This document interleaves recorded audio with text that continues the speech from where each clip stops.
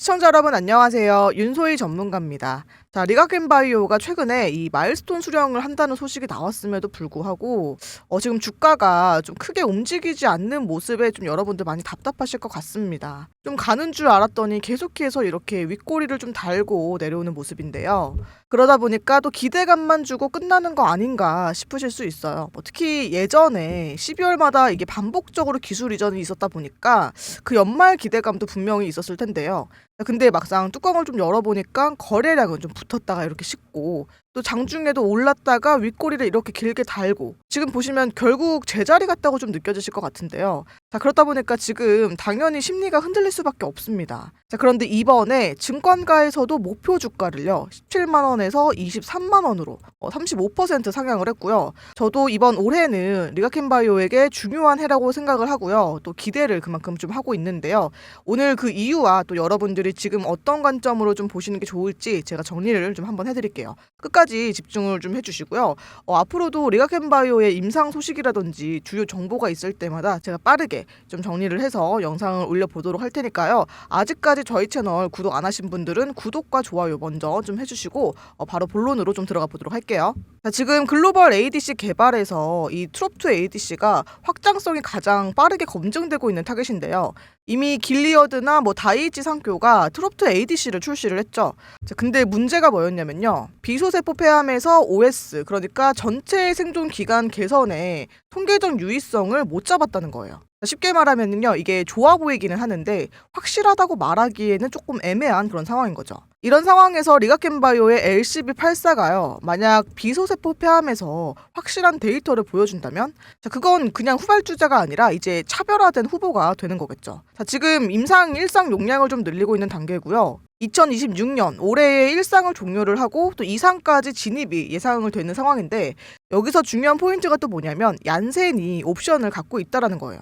그래서 2상 전에 만약에 옵션 행사를 하게 되면요, 2억 달러의 마일스톤이 또 추가로 들어올 수 있는 그런 구조인데요. 그러니까 이 파이프라인은 데이터가 잘 나오게 되면은 빅파마의 판단이 붙고 또 그에 따른 자금 유입까지 연결될 수 있는 그런 구조라는 거예요. 그래서 이번 1상 결과는 생각보다 좀 중요하고요. 또 여기서 한 가지 더 보셔야 되는 게 뭐냐면 지금 ADC 시장 전체가 어디로 가고 있는지도 함께 보셔야 합니다. 이제는 ADC가 된다 안 된다 이런 문제가 아니라 이미 에너투처럼 상업화된 약들이 나오다 보니까 그 다음 단계의 경쟁으로 넘어가고 있는 그런 상황이기 때문에요. 지금은 이제 누가 먼저 출시를 하냐 이것보다도 누가 한계를 극복하느냐의 싸움입니다. 그리고 그 중심에 있는 그 한계가 바로 내성 극복인데요. 자, 지금 에너투가 나온 지 이제 한 6년 정도 됐거든요.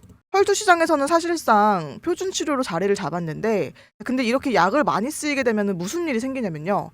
처음에 잘 듣던 환자들 중에서도 점점 반응이 좀 떨어지는 경우가 나오기 시작해요. 특히 에너투는 토포 아이소머레이즈 계열의 페이로드를 사용하고 있는데, 자, 이 계열 약물에 좀 반복적으로 노출이 되면요, 암세포도 내성이 생길 수가 있는 거죠. 쉽게 말하면은 같은 방식으로 계속해서 공격하게 되면요, 암세포도 적응을 해버린다는 겁니다. 자, 그렇기 때문에 지금 에너투 이후에 어떤 걸 쓸 수 있는지가 지금 중요한 건데, 여기서 리가켄바이오의 LCB14, 이 IKS014는요, 페이로드가 MMAF입니다. 에너투와는 작용 기전이 아예 달라요. 에너투는 DNA 절단 계열이라면요, 이 MMAF는요, 이 세포 분열을 막는 방식으로 완전히 다른 경로로 암세포를 공격해요. 그러니까 이 에너투에서 내성이 생긴 환자들도 효과가 나올 가능성이 있다라는 거죠. 실제로 임상 1상 중간 결과에서도요, 이 에너투 불응 환자 일부에서 반응이 확인됐죠. 물론 아직 환자 수는 적기 때문에 단정할 단계는 아니긴 한데, 하지만 만약에 이 결과가 더 많은 환자에게서도 재현이 된다고 하면은 이거는 단순히 또 하나의 혈투 ADC가 아니라 에너투 이후에 또 치료 옵션으로 자리 잡을 가능성이 생기는 겁니다. 그리고 지금 시장에서는 이렇게 가능성이 아니라 확정된 이벤트에 더 반응을 하고 있는 시점이죠.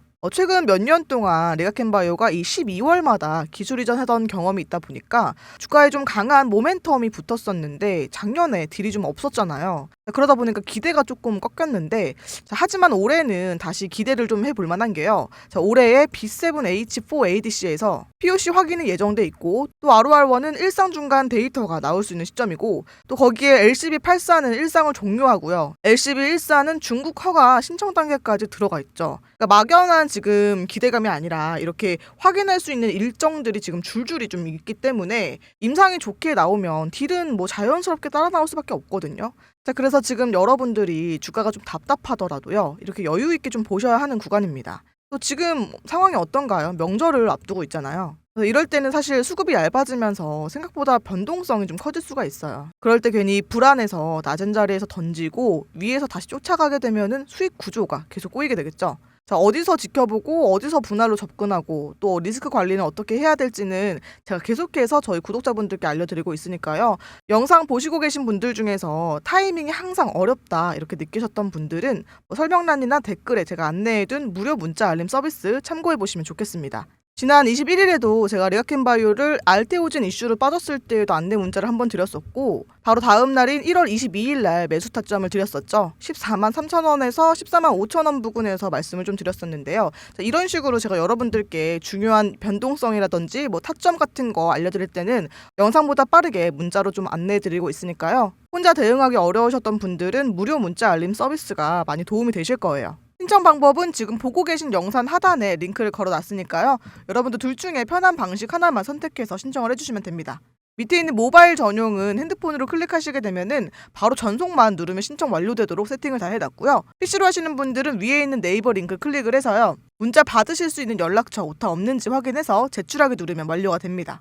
둘 다 신청하게 되면 누락이 될 수도 있으니까요. 여러분들 꼭 둘 중에 하나만 신청을 해주시고요.